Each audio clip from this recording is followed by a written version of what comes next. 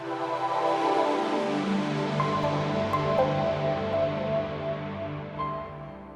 on behalf of the Minneapolis Club, my partner in doing this in my firm, Brimacomb Capital, welcome to Club E.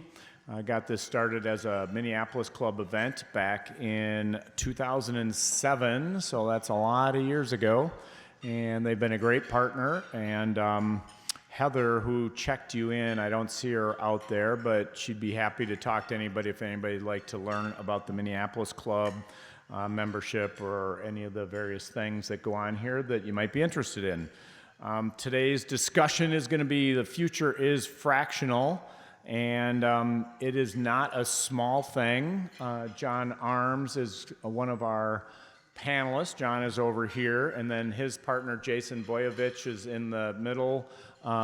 His partner in Voyager U, a community for fractional executives, kind of two parts. One, to provide support with other people having similar business models and lifestyles, and then providing support and getting their practices up and running, best practices, stuff like that. I started working with them 2 years ago-ish or something. And back then, we were talking about the professional side of this universe being 20, 30 million people. McKinsey just did a survey that said it's actually probably 50 or 60 million people that have some component of their life now doing fractional. So you'll hear from John as well as a couple of other panelists today. Again, the topic is the future is fractional. Before we get started, want to thank our sponsors. Irish Titan is a web development and e-commerce company. Jesse's over there. Last time Darren was one of our speakers and my son Eli was here, but Jesse's kind enough to join us today. Darren's speaking at an event in Nashville. Highland Bank is a local family-owned community bank. I know we had a couple people. We have one over there, Andrew. Evidently, Andrew's carrying the flag, even though there were a couple of others on the list. But thanks, Andrew, for attending. And then Jeff Redman, who was on the list but evidently didn't make it today. I do Breakthrough Impact Group with Jeff. It's a peer-to-peer group for business leaders, and Jeff Redman and Breakthrough Impact Group is also a sponsor of Club E. We are doing some new branding things that Dave Herrig is helping me with, and I'm going to catch him as he's just putting a bite in his mouth, but maybe Dave can wave to everybody. And then also doing some of that branding and marketing and writing stuff with Beth. Beth, raise your hand. She loves that part. And anyway, so we got a lot of stuff going on. There are some moving parts to how you're going to see us, consume us, and get marketing from us. So have a little patience as we work through some of the kinks to get the group back up and running. Again, thank you for our support. RSVP online in a variety of different places, our website, through the Minneapolis Club, the LinkedIn group, my LinkedIn profile, all these different places you can get access to us. Generally speaking, we're the first Thursday of the month. However, in January, it's going to be the second Thursday because of the holiday, so that's going to be January 12th. And then in April, because of spring break, we're going to also go back to the second Thursday. As far as what's going on next month, Marketing with Meaning, Pete Steggy. Pete's here, right over here, as our speaker in January. Again, that's Marketing with Meaning. We're doing a family business panel in February. I got a couple of folks from the speakers there, the NT International National Theater for Children, as well as Livestream Learning Studio has a couple of family members are going to be on that panel, a couple of family members from Highland Bank, and then a couple of family members from one of my portfolio companies, one of my other portfolio companies, the Celtic Croft. So what's interesting about that, I have one group that's siblings, I have one group that's a husband-wife, and I have another group that it's a father-son team. So you can hear from three little groups as to their interaction. And then we're going to do artificial intelligence, how that's going to change your business. And Justin over here to my right is helping me do that. That's on March 9th. And then in April, we're going to do most likely an HR group. Angela will be working with me on that one. So those are what you're going to see in the future. Why don't I have our panelists come on up? While they are coming up, the future is fractional, as I gave a kind of precursor to what we're going to talk about today. John and I started working together on Voyager U a couple of years ago. Obviously, my business has been like this for a lot of years. Actually, that was going to be a question I was going to ask.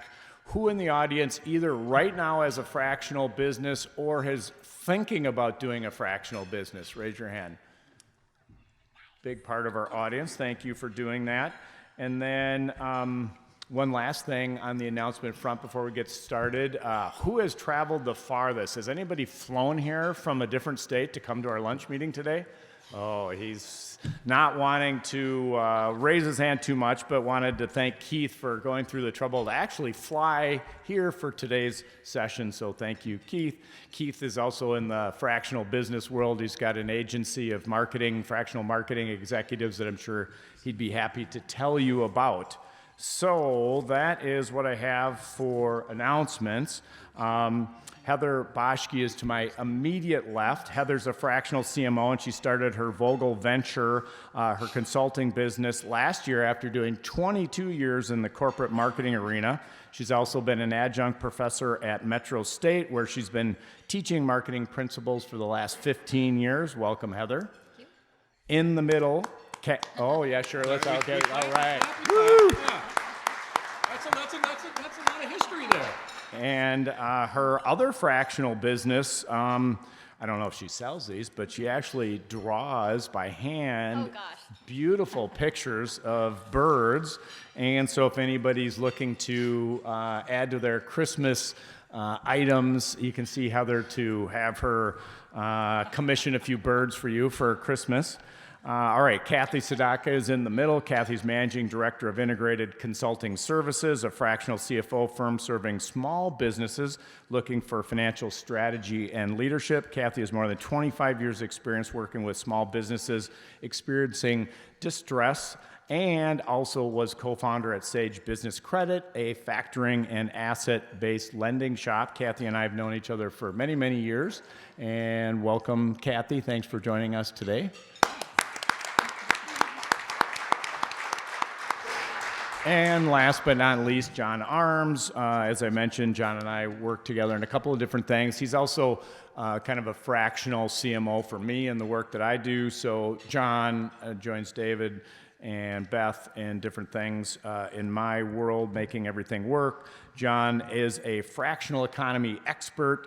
He's a fractional executive coach and an advocate, as I mentioned, through Voyager U, of the fractional professionals everywhere in the world. He's also practicing fractional chief marketing officer, not just for me, but for many other clients as well. So he practices what he preaches.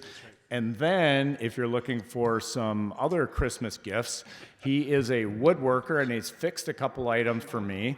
And he does these fabulous duck calls. So if you're a hunter, or a duck hunter in particular, he does those. So Kathy, do you have anything that I can rep? What do you do? No. You can come over and play with my lathe. You can, yeah, make candlesticks or something. All right, well, we got to get Kathy on the bandwagon, so next year when she comes up at Christmas time, she can be repping something else. Speaking of repping things, the coat, yes, it is a little loud, but it is a holiday coat, and the cool part is it was my grandfather's. It's about 60 years old, and anybody who's been coming to Club E for a little while, it's my December Club E coat. Been doing that for maybe about 10 years, so that's where I got that. Anyway, all right, so... I think we need a round of applause for that coat. Yeah, right. And then the crest was from Austin Country Club. Austin is in Austin, Minnesota.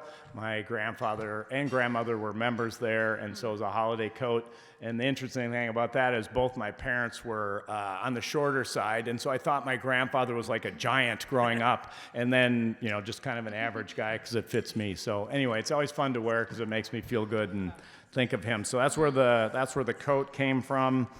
All right, so I've given everybody a general introduction. Heather, why don't we start with you? Maybe just add a little color commentary to my introduction. Yeah, so what I'll say is my journey in fractional was never the plan. My dad was the first to graduate college in his family, and so as you can imagine, the talk track in our household was very much corporate jobs are secure, they're stable, that's what you do. And so last summer, when I was looking for a job, as I've done all of my career, I started to receive what felt like invitations from the universe. People were saying things to me like, have you thought about consulting? Or can you do some consulting for us? Or we just lost our marketing VP, can you plug in for a few months while we figure some things out? And I thought, well, if I cobbled together enough of these opportunities, could I replace my income from corporate and could I be my own boss? Never thought about that. And I thought, what if I go down this path? What is the downside? I'm a bit of a risk-averse person by nature. And so I first thought, okay, this is kind of scary, right? Doing my own thing. And the more I thought about it, I thought, why not try this path that I have not walked before? Because if it doesn't work, the worst case scenario is I go in and get a job like I've done several times. Like I've already done that. I know how to plug into the corporate matrix. I know how to move the needle there. So it's not really scary if it didn't work. So my marketing services are everything from fractional leadership to marketing strategy sessions, as well as communication audits. In October, I completed my first full year as a business owner, and I don't plan on going back. I'm having the best time, kind of controlling my own destiny, building the wealth that I want to, as well as making the decisions that I know are right for a business and myself. So I'm having a blast, and I don't want to be a W-2 again. Good for you. That's awesome. Great. Well, welcome. Thanks for joining us. Kathy, tell us a little bit about yourself. I think my angle here comes more from the business side. As Rick mentioned, I spent 25 years financing companies that were, anybody in factoring is typically either in distress or experiencing really rapid growth. And so I worked with a lot of companies that were smaller and growing and trying to figure things out. The finance company that my partner and I started really focused on providing more coaching so that our clients could learn how to be bankable and not need us any longer. And so we had a lot of conversations around how to manage cash flow. So I come to this both with the experience of seeing and working with small businesses and also from starting and owning my own small business and understanding all those struggles of wearing multiple hats and having a shoestring budget and trying to figure out how to make it work. Well, welcome. Thanks for joining us. John, tell us a little bit about you, other than let's not talk too much about Holy Angels because Shay is here, the big vanilla guy, and I'm a big De La Salle guy, so you can't... Who's the vanilla guy? Yeah, we'll talk. All right, so other than Holy Angels, tell us a little bit about your world. Sure. My journey into fractional was I had a company that I sold. I wanted to be independent, and so I started like you, except I guess I came out of my own corporate America that I created. Fast forward 4 years now, I run Voyager U with Jason, who's really the smart guy in the organization. But my mission is to get as many people, I saw a lot of people raise their hands that they are fractional, so I want to prop those businesses up and support them and help them succeed and thrive. We're going to talk more about there's big macroeconomic pictures to that. But my mission is to really support that, build it, because I think it's going to be the next 20 years of how we work, and I think the impact is going to be massive. So that's what I'm all about. The driving force for me is the self-determination part. Is obviously if you're fractional, you have self-determination, you choose your own destiny. And I kind of throughout my career, I came up in advertising and marketing, and I was always a square peg in a round hole. I just didn't fit. My family would say I was a weirdo, and others would agree. So I thought, well, there's got to be a place if there's some of us that just don't fit in a conformed structure, that doesn't mean we don't have amazing gifts and abilities that we can offer to, quite honestly, the distressed businesses that are having struggle growing. So my job is to try to put all that together for a better economy for us all. So more on that, but that's why I'm here, and that's what I love, and that's what I encourage you all to do. Great. There you go. Well, thank you and for I'm not joining going to us. say another word about how the Holy Angels girls soccer team won the state tournament this year. I won't say another word about that. And who won the boys soccer? I'm not sure. Oh, I think it was De La Salle. Anyway, Rivalry. John, let's stay with you, work our way back this direction. So for all of us, people who maybe aren't in that business, just anecdotally, it seems like fractional is hitting the media. It's talked about more. It appears that way. Tell us a little bit about why you think that's going on. What are the drivers behind that? Sure. I'm going to give you two. So the one side is sitting right over here, is the self-determination that people like Heather get to pursue. That's a very wonderful thing. A lot of people really, really love that. Like, I want to be my own boss. I don't fit in a corporate structure anymore. I got all these gifts that can go back into the world. I need a different way. And that's an intoxicating mix for a lot of people. Here's one. So that is on the supply side. And there's people like that by the millions, and they just didn't know that there was a path like this. It just, when Jason and I started this, people are like, what is this? We're like, we're going to help you kind of go independent. What's the guidebook? That's why we called it Voyager. It's a whole new journey, right? And that journey wasn't mapped. The consulting journey was mapped. The freelance journey was mapped. The fractional journey was not mapped. So people by the millions want that self-determination. Part one. Part two, businesses, particularly distressed businesses, they're looking at their budgets. I need all the brain power I can get, because businesses do really well on brain power. I need all the brain power I can get for a tighter budget in the smaller world, right? I need the brains. I don't need a million people around here grinding. I need fewer people really thinking through our problems and solving the issues. So the supply and demand side of that is why it's in Harvard Business Review, it's in Forbes. There's so much rich stuff happening there. But those are the two primary reasons I often talk about is why we're talking about it, why we're here talking about it, why the media covers it. Why we have a panel to talk about it, right? It's important. So that's my answer. Final answer. Especially as folks plan for 23, which they're doing right now. Mm-hmm. Kathy, so over the years, you've probably interacted with hundreds, if not thousands, of companies. What kinds of things should a company think about as they're trying to decide whether they should use fractional executives or not? Well, I would say they probably all do. God bless you for saying that. Speaking from as being a former business owner, when we started our company in 2013, there were two of us and we did everything. I was IT and you know how well I know IT. We were just talking about it. I was accounting, I was sales, I was underwriting, I was everything. And, as we succeeded and grew, there came a point where we couldn't do everything. And so we had to both look at what's our highest and best use of time. Well, bookkeeping for me was not it. I hated it.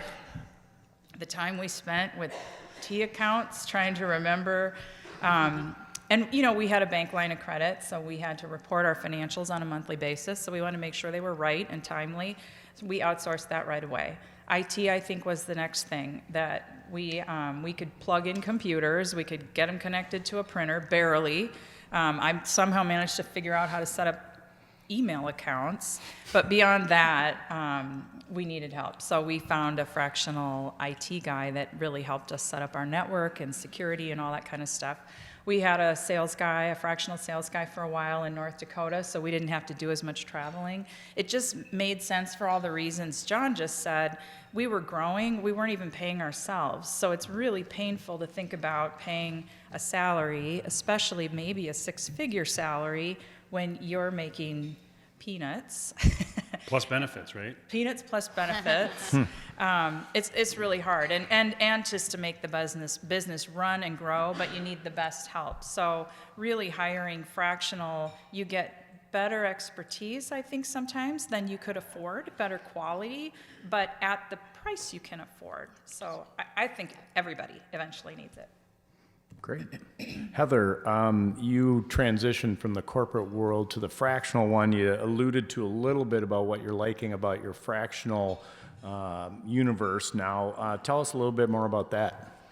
Yeah, there's three things that really come to mind on what I like about fractional versus the corporate world. And the first one is the ability to do the work without getting sucked into the politics and the bureaucracy of a business. And it's in their best interest too. So when I work with my clients, they know I'm with them either 1 day a week, 2 days a week.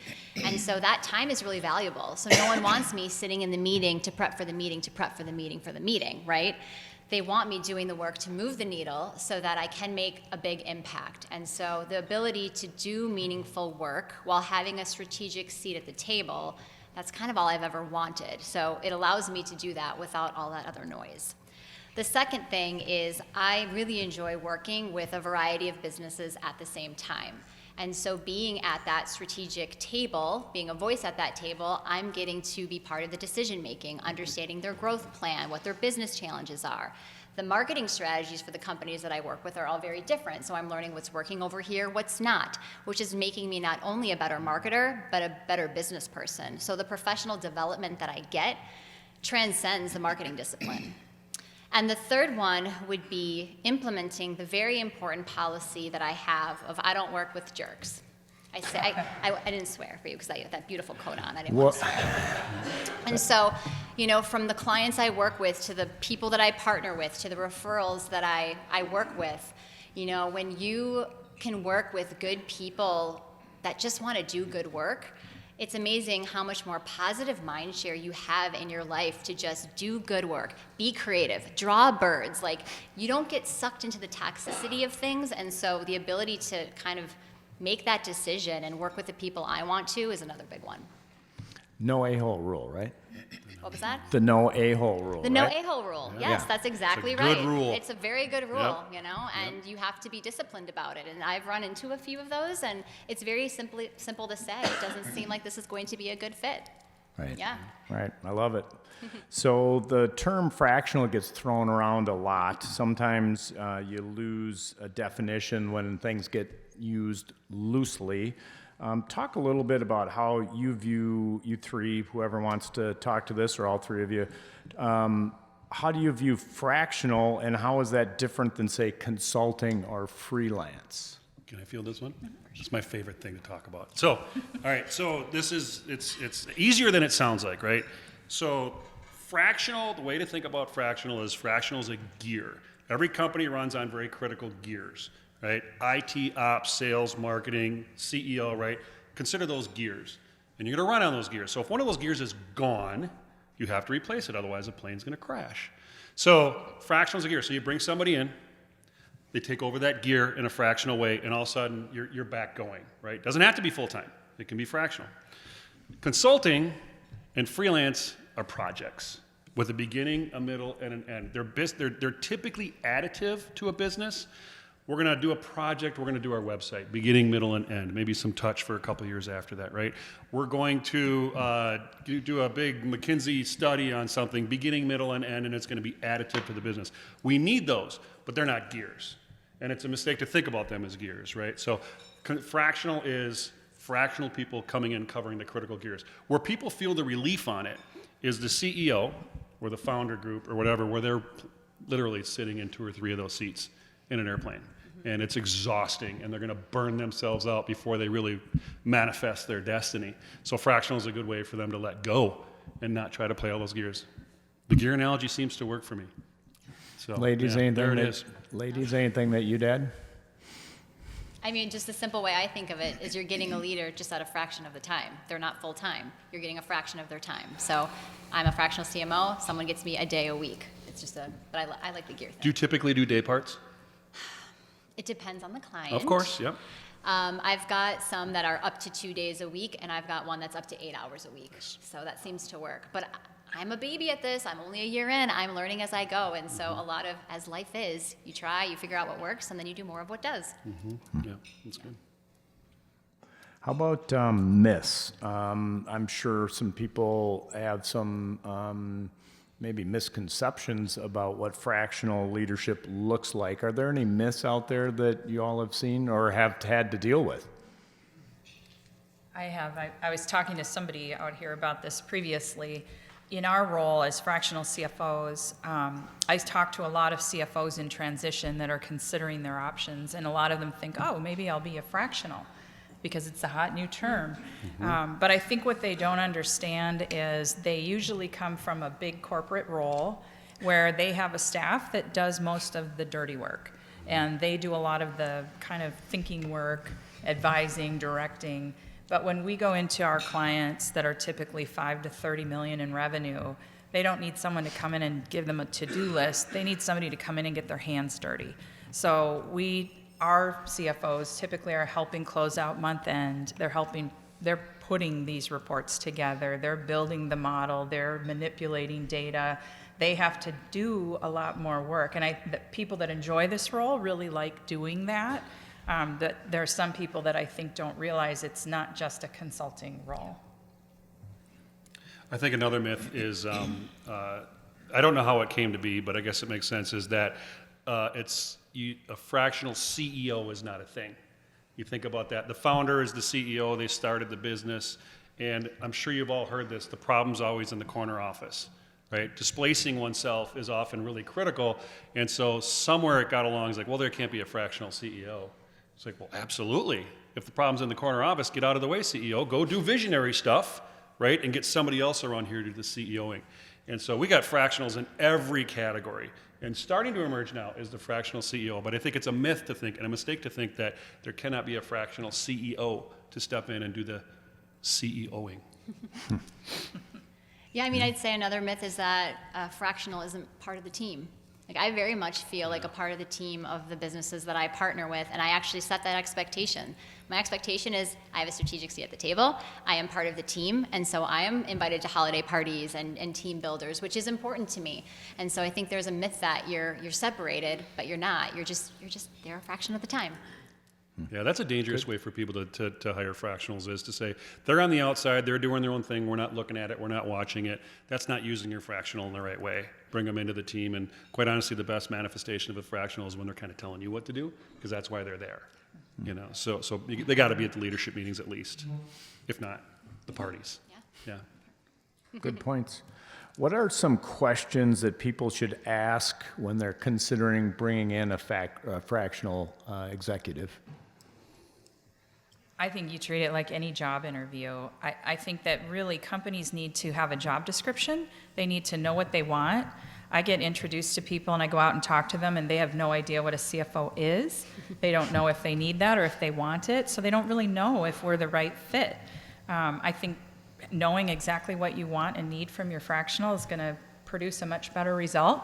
It's also going to let the fractional professional know if they're the right fit for you. Do I want to do that kind of work? Am I willing to do what they're expecting of me? There's always mismatched expectations when people don't really know what they're looking for. Yeah, I would say another question is, are you looking for another partner to help you grow the business? Because that's what a fractional leader is. It's someone else at the table to help you make those big decisions. And so if you're looking to grow, you feel like you've stalemated, bring in a fractional and thinking about them as that partner who's in it with you to take your business to the next level. For sure, and the to ask themselves, this is really critical, is you have to ask yourself, am I really ready to be vulnerable to bring in a fractional? Am I willing to we're making mistakes and we're not doing it right here? If you're not there to be really honest with yourself, and that's introspection, right? I'm going to let go of something here. So before you even think about talking to a fractional, ask yourself, am I really ready to let go of this part, very critical part?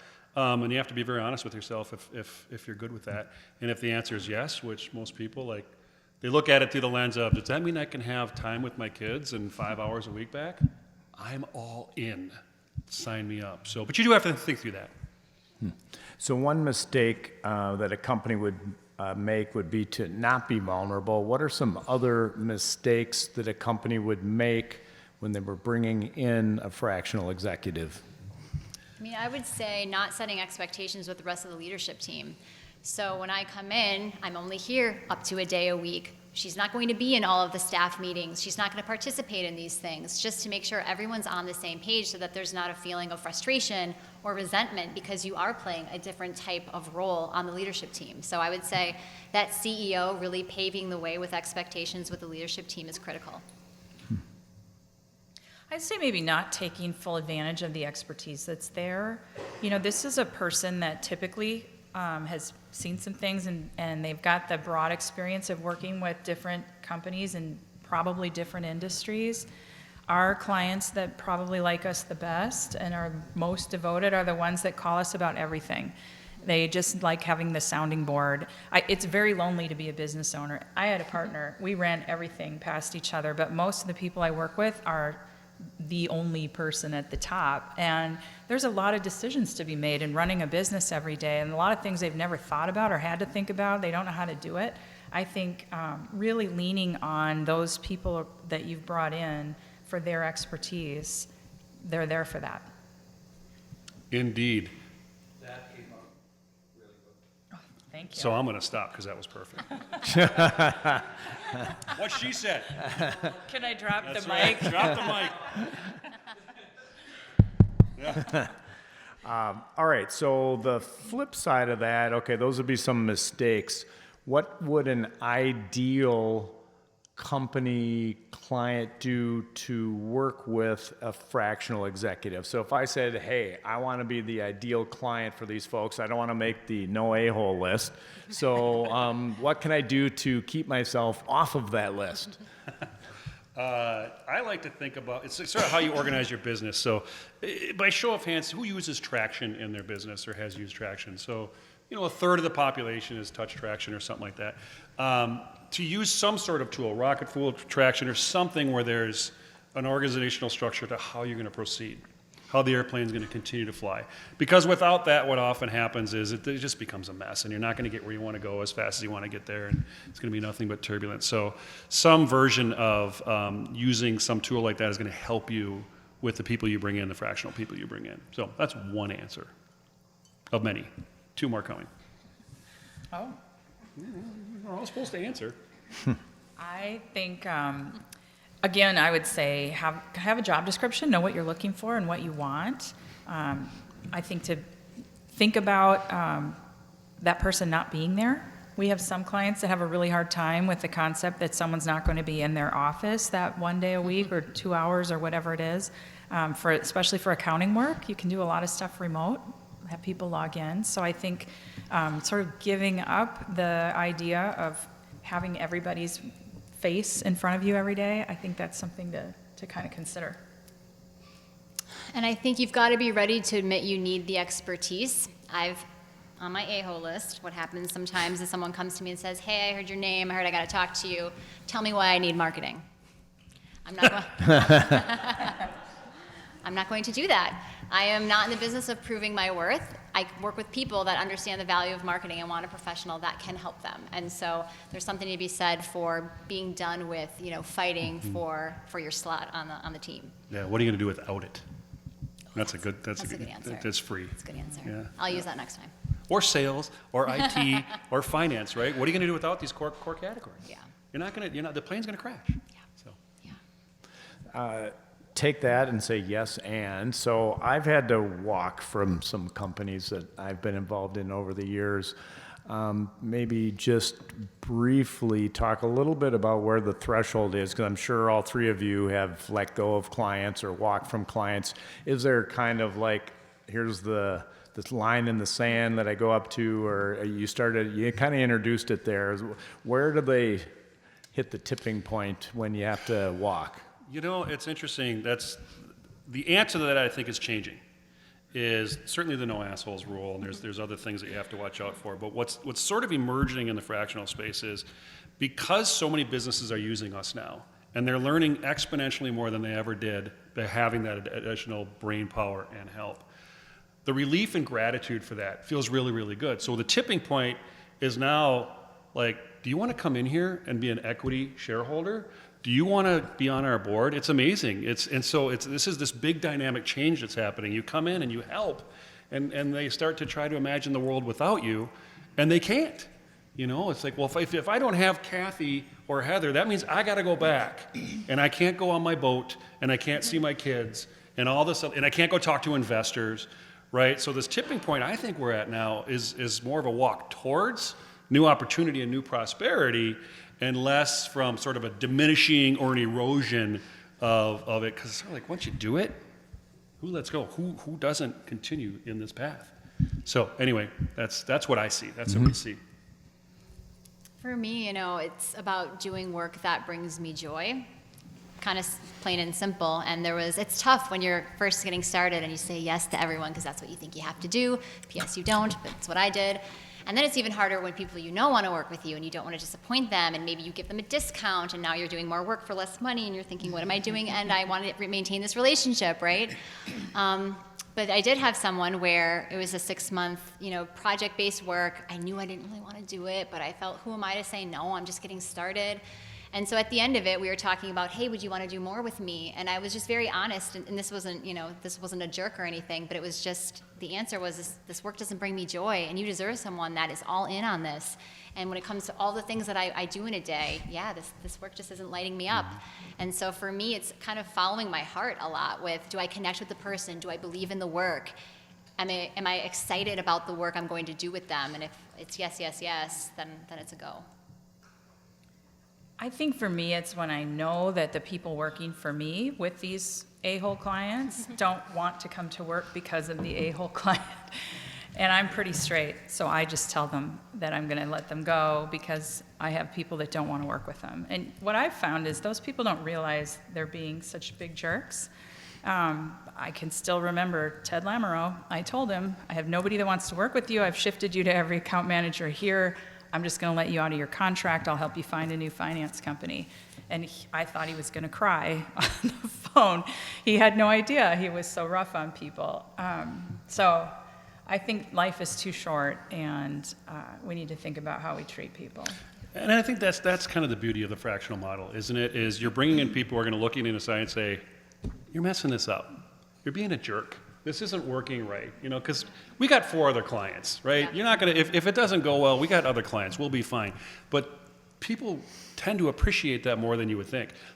People often start being an a-hole client without knowing it because of old patterns and old behaviors. And then once they see that, or somebody like a fractional says, here, you're doing this, they're like, I had no idea.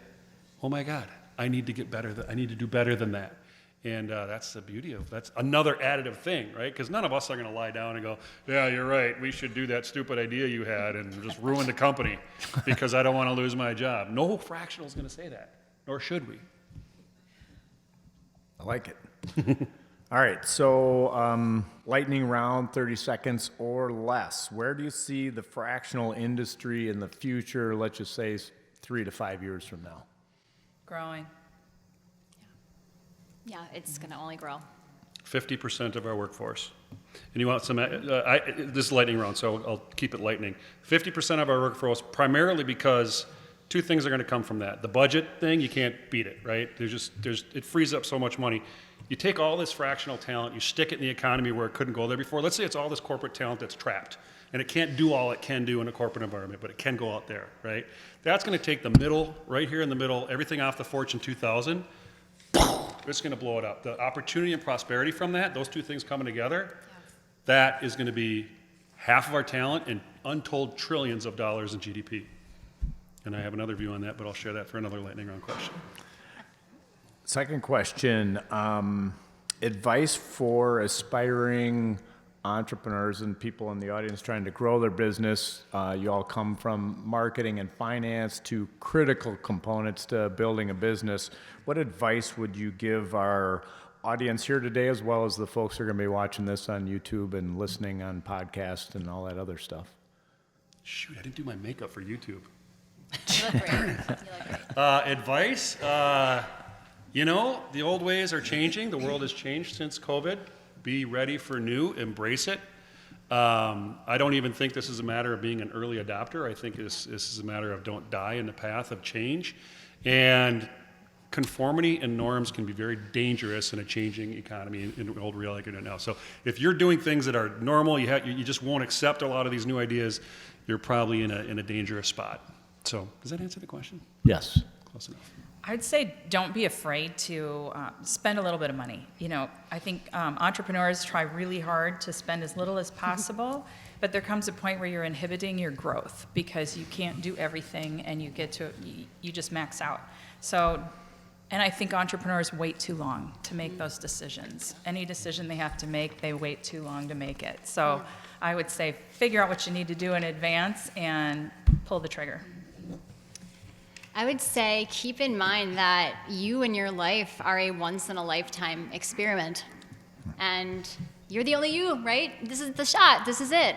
And sometimes we create our lives based on what other people are doing, which is insane. We don't want what they want. We've got our own stuff, right? So I think, be the mad scientist of your own life. I took this path not knowing where the hell it was going to lead. But all I knew is that this is exciting. I am growing, I am stretching, I'm expanding, I'm evolving. And to me, that's what this is all about. And I think somewhere along the way, the memo of life doesn't have to be a grind got lost.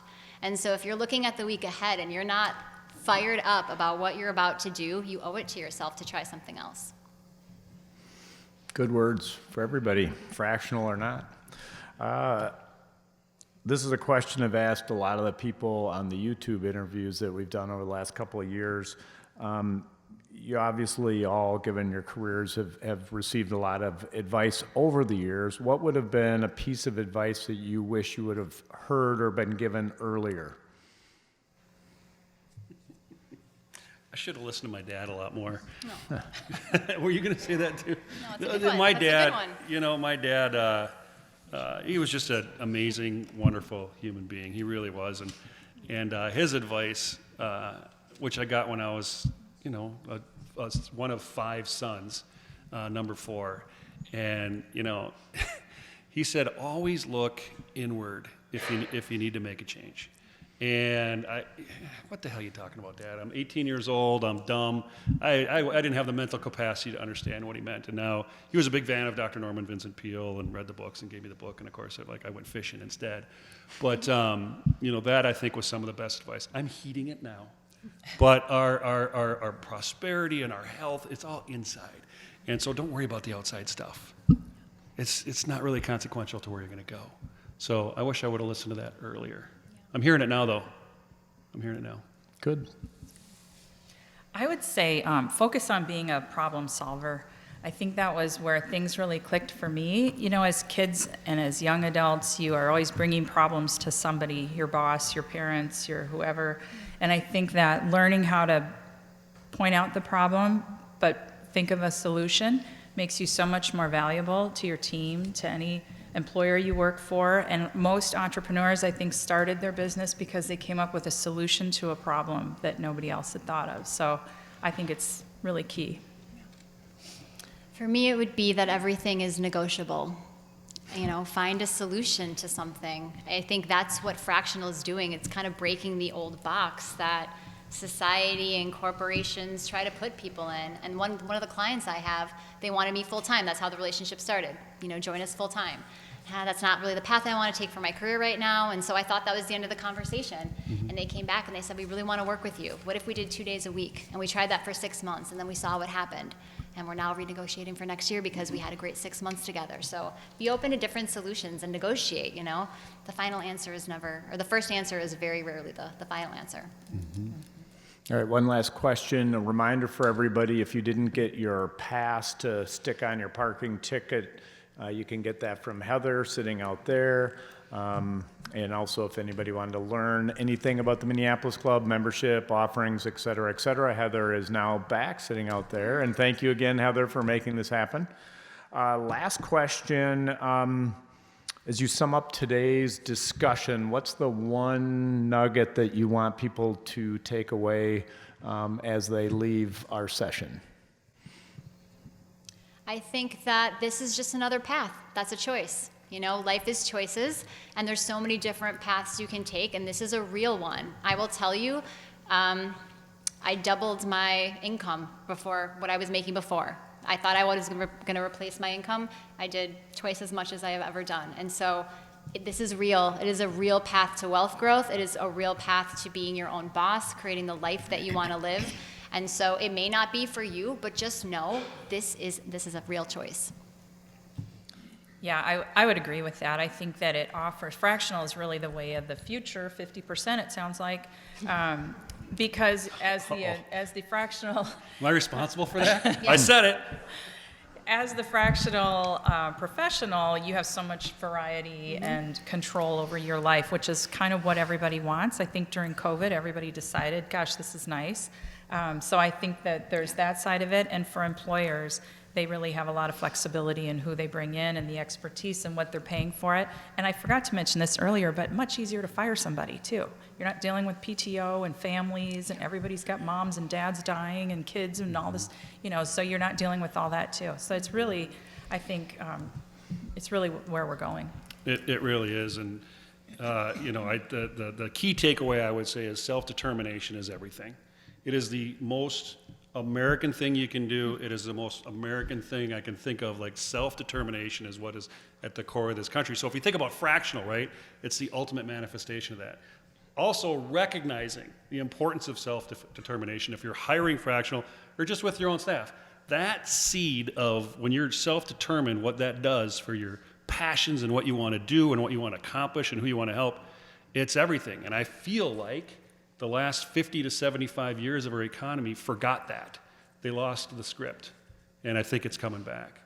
I really do. So self-determination, pursue it, recognize it, win from it. That's what's got us here so far. All right. Thanks again to our sponsors. Jesse's hiding over there from me. Jesse from Irish Titan, raise your hand. And Andrew from Highland Bank. Thank you all for being here. Pete Steggy is our January 12th speaker talking about marketing with meaning. And let's give our panelists a round of applause.